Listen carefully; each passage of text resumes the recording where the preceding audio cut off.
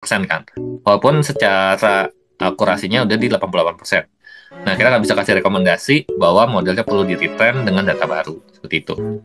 Dan di minggu kedua, kita coba bikin randomize dari dataset yang kita miliki, cuma kita nanti bikin prediction baru. Jadi dari data X-test, kita tambah random distribusi normal, gitu ya, X-test nya, terus kita coba prediksi, gitu ya. Nah, di prediksi ulang, ya.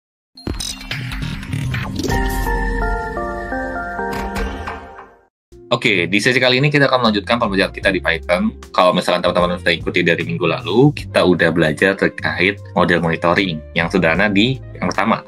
Sekarang kita akan masuk ke model monitoring yang keduanya. Apa aja yang kita pelajari di sesi kali ini? Sebenarnya dua hal yang akan aku share ke teman-teman terkait topik di kali ini. Yang pertama itu kita akan belajar apa yang akan diukur, seperti itu, di dalam model monitoring itu sendiri. Nanti aku kasih detail dalam bentuk presentasi, poin-poinnya apa aja, gitu ya, termasuk kenapa sih kita harus melakukan monitoring model itu sendiri, gitu ya. Emang pentingkah itu dilakukan ketika model kita sudah jadi, terus secara akurasi sudah bagus, terus kita harus monitoring juga, gitu ya. Apakah perlu, gitu ya. Nanti kita lihat juga dari perspektif dari data itu sendiri, termasuk dari nanti ntar aplikatifnya seperti apa. Dan kemudian aku akan kasih tip and tricks buat teman-teman dalam melakukan model monitoring. Apa aja yang harus diperhatikan, terus indikator-indikator apa yang perlu diketahui, seperti itu. Sampai teman-teman akan mengetahui tools-tools apa saja yang bisa mensupport teman-teman dalam model monitoring, gitu ya. Oke, nggak usah berlama lagi, mari kita coba explore untuk sesi kali ini, kita explore. Oke, di machine learning life cycle kita udah belajar banyak hal ya, mulai dari teman-teman problem understanding, data collection and EDA process, data preparation menggunakan pollers, termasuk feature engineering juga pakai pollers, dan kita udah masuk ke model training dan evaluation juga dengan scikit-learn, dan model deployment dengan Streamlit, gitu ya. Ada beberapa bahasan terkait Streamlit dari yang basicnya sampai aplikatifnya seperti apa, termasuk kalau misalkan teman-teman mau rendernya di Google Colab. Nah, di sesi kali ini kita akan lanjutkan dari model monitoring yang sudah aku bahas di minggu lalu. Kalau yang minggu lalu aku basicnya lebih ke bagaimana monitoring itu sendiri berjalan, gitu ya. Ada log performance, terus sama performance monitoring itu seperti apa. Dan kita di sesi kali ini akan fokus ke 3 hal. Pertama itu adalah performance monitoring, gitu ya, yaitu akurasi modelnya. Kemudian ada data drift detection, jika ada perubahan data dalam inputan dalam modelnya, seperti itu. Nanti kita akan lakukan ini, termasuk nanti kita lihat distribusi prediksinya seperti apa untuk memonitor pola outputnya itu sendiri, gitu ya. Aku disclaimer di awal bahwa nanti kita akan banyak lebih ke bedah secara code. Aku nggak akan nulis step by step penulisan code-nya, karena aku udah siapin, jadi teman-teman bisa lihat logika berpikirnya dalam menyusun performance monitoring itu sendiri, data detection itu sendiri, dan prediction distribution-nya seperti apa. Namun, sebelum kita melangkah lebih lanjut ke dalam codingan, izinkan aku share ke teman-teman kenapa sih kita perlu melakukan model monitoring itu sendiri. Sebenarnya, ini ada 5 hal yang harus teman-teman ketahui. Model monitoring ini akan membantu teman-teman untuk deteksi masalah lebih awal, ya, di mana teman-teman akan mengetahui kapan model itu mudah mulai tidak akurat. Supaya apa? Kalau misalkan teman-teman bekerja di perusahaan, gitu ya, terus kita create model untuk apakah secara NPL nasabah ini akan gagal bayar atau enggak, gitu ya. Nah, itu kita ngecek. Tapi kalau misalkan udah secara akurasi sudah mulai jelek nih, banyak banget nasabah yang gagal bayar, artinya kita harus merefine dari model yang kita miliki. Dan jangan sampai udah terbentuk nasabah yang gagal bayar udah nyampe 1.000 orang, itu kan udah telat banget. Once sudah 1, 2, 3 orang yang gagal bayar, itu kita harus langsung penyesuaian model yang kita buat, seperti itu, supaya resikonya tidak terasa ke yang pemberi pinjaman. Nah, seperti kita tahu bahwa koki juga mulai masak, kita bisa tahu nih kapan koki mulai masaknya itu udah nggak enak, gitu ya. Walaupun kata orang tiap tangan tuh berbeda, gitu ya. Tapi kalau misalkan once tangan yang sama tapi rasanya udah mulai berbeda, itu kita udah harus aware nih. Kok rasanya udah agak mulai asin, udah mulai agak banyak gula dan seterusnya. Kemudian dari tag perubahan data. Jadi kalau misalkan kita tahu bahwa data dunia nyata itu selalu berubah-ubah ya. Banyak banget dari data. Misalkan dulu tinggi badan orang rata-rata itu di 130, let's say seperti itu. Sekarang udah naik jadi 150, let's say, terus naik lagi jadi 170 dan seterusnya. Perubahan data selalu berkembang begitu ya. Itu baru dilihat dari perspektif tinggi badan gitu ya. Gak lihat lagi coba misalkan dari umur gitu ya. Umur dulu, zaman-zaman dulu orang-orang umurnya bisa panjang 100 tahun, 120 tahun. Sekarang kebanyakan usia itu nyampe 60, 70, bahkan bisa kurang lagi seperti itu. Dan ini yang perlu teman-teman highlight, bahwa model yang bagus hari ini belum tentu besok juga masih bagus. Bisa jadi potensi besok juga masih jelek gitu. Makanya besok kita tracking nih capability dari si model itu sendiri. Dan kita juga perlu namanya alert system, di mana ada notifikasi otomatis saat ada masalah, baik itu di modelnya ataupun dari bagaimana model itu memprediksi, seperti itu. Dan tidak perlu cek manual setiap hari, kita bisa lakukan setiap weekly gitu ya, weekly update, atau misalkan ada notifikasi itu setiap harian, setiap detik, dan seterusnya, itu juga bisa dilakukan. Kemudian juga kita bisa tahu informed decision, yaitu tahu kapan harus meretrain dari model yang kita miliki. Dan karena kita based on data driven, artinya kita harus tidak melakukan tebak-tebakan gitu ya. Dan pada akhirnya kalau misalkan dari sisi bisnis ya, save cost sama reputation gitu ya.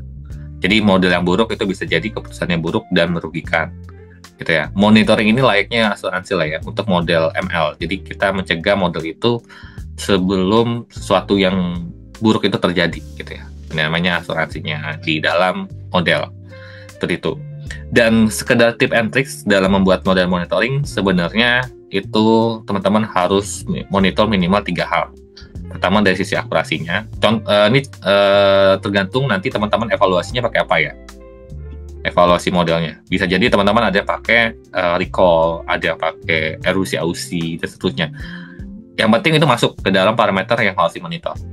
Terus habis itu data drift, jadi kayak perubahan datanya yang diinput itu berbeda dari rata-rata data. Nah, itu kita juga harus aware nih. Misalkan data yang dipelajari sama model tuh segini, gitu ya. Dari 0 sampai 15. Tiba-tiba ada data baru masuk 20, gitu ya. Nah, ini kita harus question ini. Kok bisa masuk, ya? Nah, baik entar nanti kita latih model ulang, ataupun kita cek dulu 20 ini maksudnya gimana nih. Termasuk dari sisi volume. Bisa jadi kayak misalkan apakah dari capability model kita mampu menserap, misalkan awalnya satu data masih bisa oke, tapi kalau misalkan 100 data inputan dia masih bisa jalan atau enggak. Nah, kita lihat dari performance dari model itu sendiri. Dan yang perlu teman-teman ketahui bahwa ini harus disepakati thresholdnya, batas yang wajarnya itu berapa. Let's say misalkan kayak tadi 0 sampai 15 ya di sini.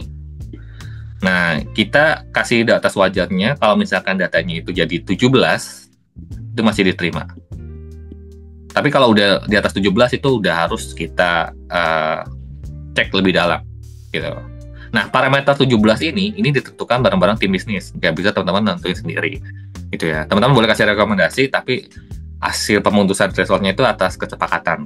Kalau misalkan nanti teman-teman bekerja di sebuah perusahaan ya, gitu ya. Kemudian log atas semua hasil monitoring juga harus disimpan, jangan semuanya di-delete langsung ya. Atau apalagi nggak punya penyimpanan data terkait lognya itu sendiri, itu akan beresiko juga. Dan perlu namanya review mingguan, lebih penting dari harian. Kenapa ini lebih penting dari harian? Karena bisa jadi di hari pertama bagus, hari kedua jelek, hari ketiga bagus, gitu ya. Secara polanya kayak gini. Nah, gitu ya.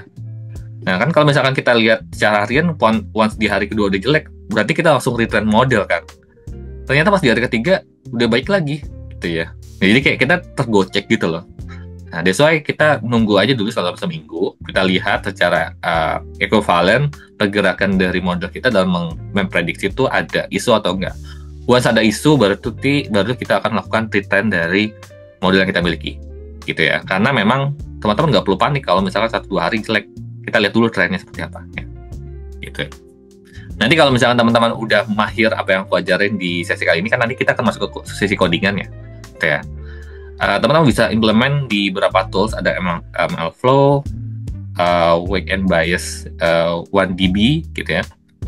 Terus ada Vendedly AI sama Wireless. Ya, itu ada beberapa tools yang kaitannya untuk model monitoring itu sendiri. Seperti itu.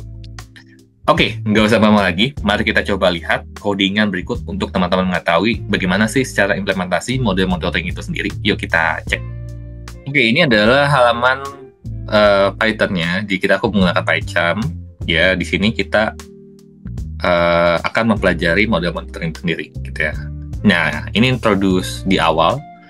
Perumpamaan model ML seperti ahli botani. Ya, misalkan kita ada seseorang yang namanya ahli botani ya. Anggap aja namanya Pak Eko, gitu ya. Nah, Pak Eko ini ahli botani atau model ML yang tugasnya mengidentifikasi jenis bunga iris berdasarkan ukuran kelopak dan mahkotanya. Ya, teman-teman tahu ya data iris gitu ya. Dan di awal Pak Eko ini sangat akurat nih, 88% benar. Seperti itu. Tapi seringnya waktu mungkin si Pak Eko mulai lelah, jadi performanya Pak Eko mulai turun gitu ya. Habis itu bunga tiba-tiba yang mungkin ada lokasinya di Bogor gitu ya, terus tiba-tiba ada bunga yang baru datang dari Brasil yang punya ukuran yang berbeda gitu ya. Nah, ini nanti Pak Eko jadi bingung juga nih. Misalkan bunga sentosa gitu ya, sentosa harusnya ukuran sekian, tiba-tiba kok di Brasil lebih gede gitu ya. Nah, jadi Pak Eko jadi bingung kan, jadi apa nih, kenapa ini bisa terjadi gitu ya. Ataupun bisa jadi musim berubah. Karena bisa jadi karena musim berubah, karakteristik tanaman kan juga menyesuaikan kondisi kan. Ya misalkan, kalau misalnya teman perhatikan di awal tahun kita harusnya nggak musim penghujan, tapi di awal tahun tuh banyak banget musim penghujan.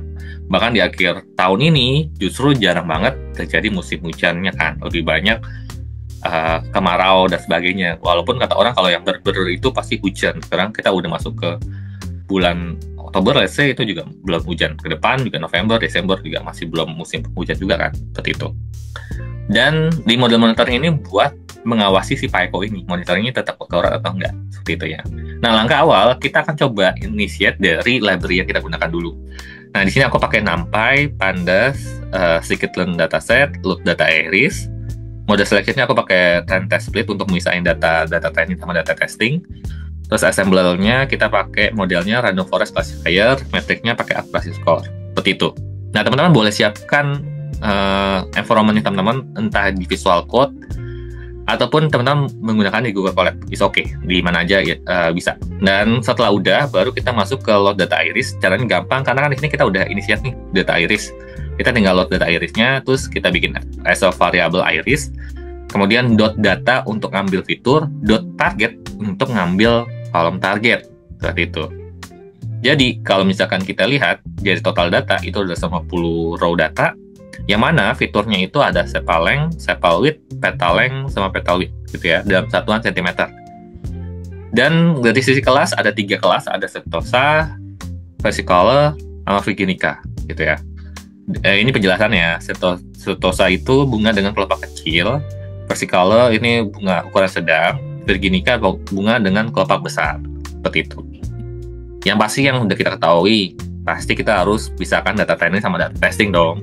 Ya, kita lakukan hal yang sama dari dataset yang kita miliki, X dan Y-nya. Ya, kita bikin test size-nya 0,3, random start-nya 42, stratify-nya Y gitu, jadi dibagi dengan sama rata.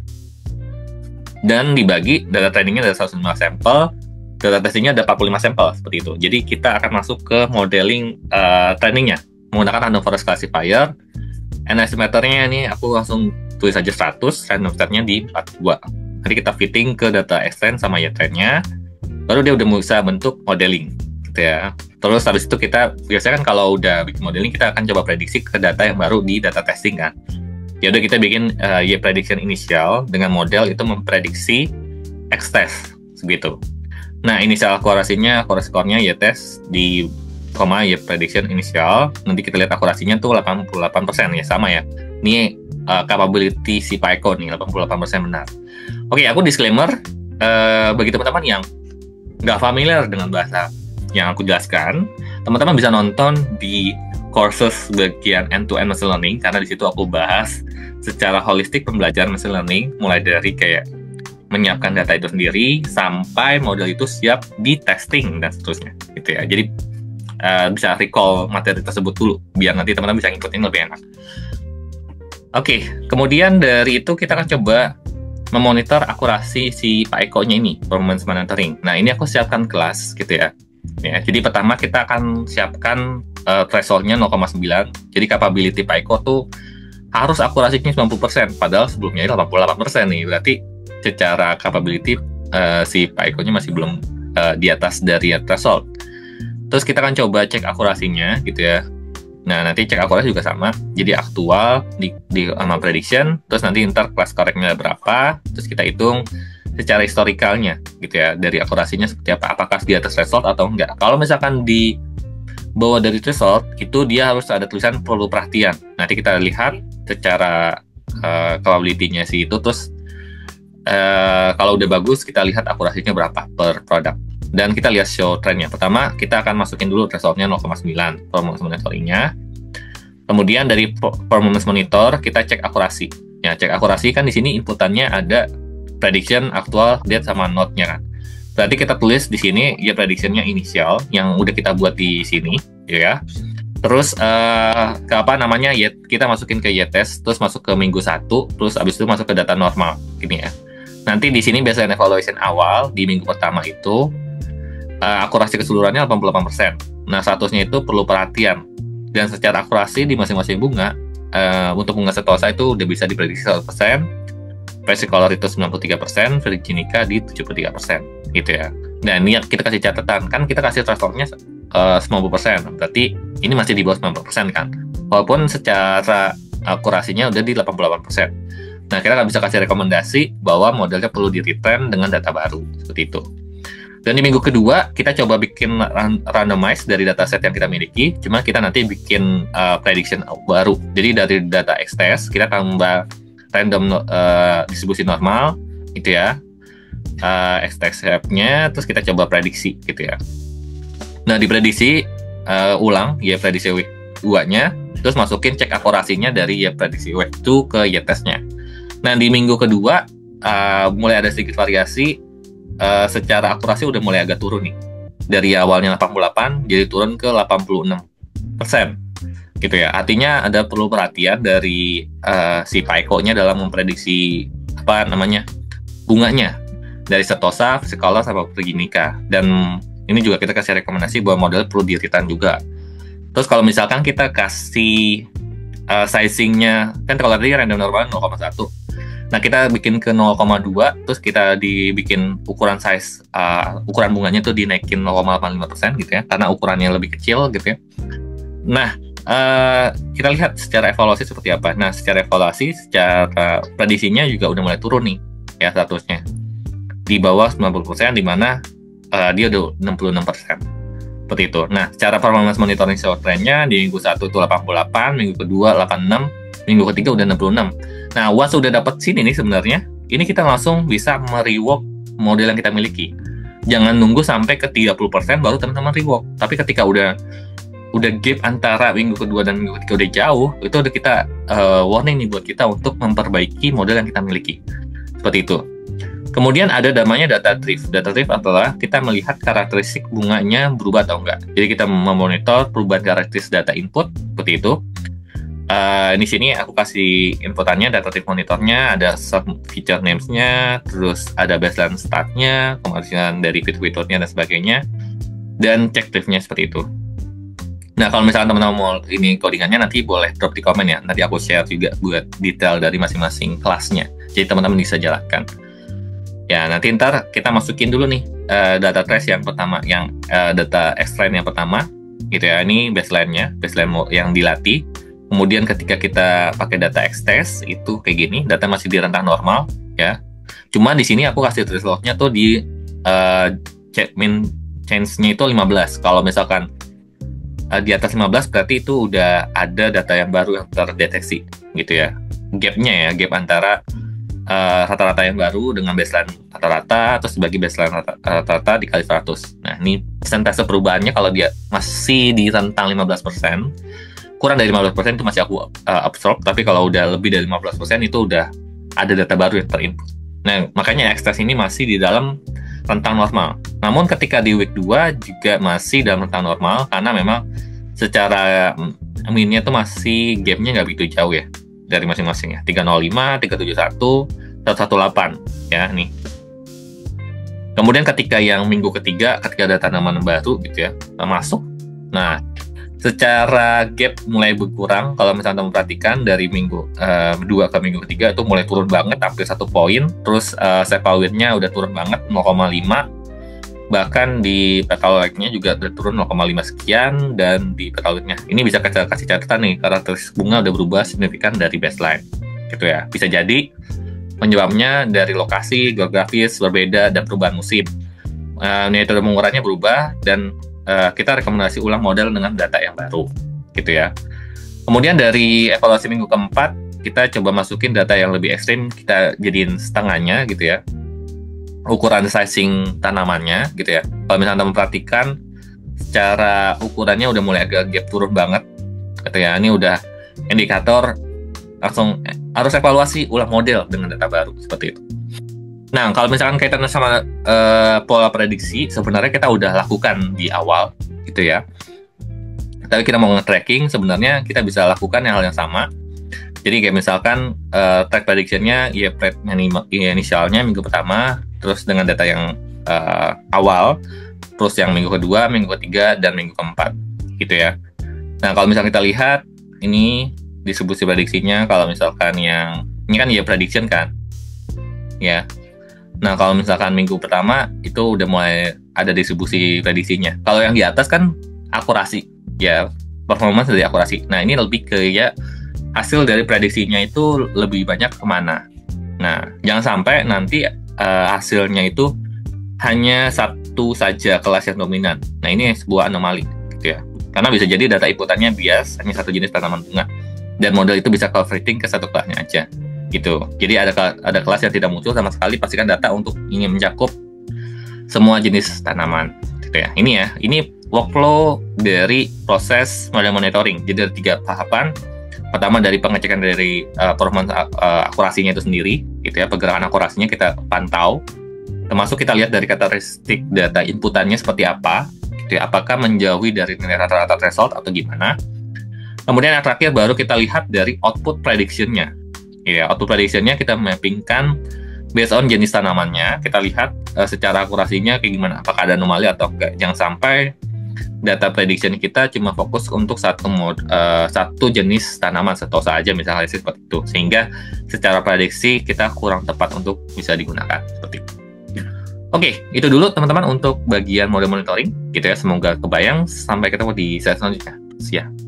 Thank you buat teman-teman yang udah nonton dari awal sampai akhir. Semoga apa yang gue bagikan bermanfaat buat teman-teman. Kalau misalkan ada pertanyaan terkait sesi kali ini, boleh drop komen di bawah ya, gitu ya. Mungkin ada yang terasa baru dari model monitoring, dari sisi codingannya, teman-teman bisa pause setiap partnya, karena itu teman-teman bisa lakukan di entah itu di Google Colab ataupun di PyCharm atau Visual Code dan sebagainya. Ya, IDE sesuai kebutuhan teman-teman. Ya. Di setiap hari Rabu kita akan selalu update terkait materi pembelajaran Python, so tetap stay tune. Jangan lupa like, subscribe, dan komen.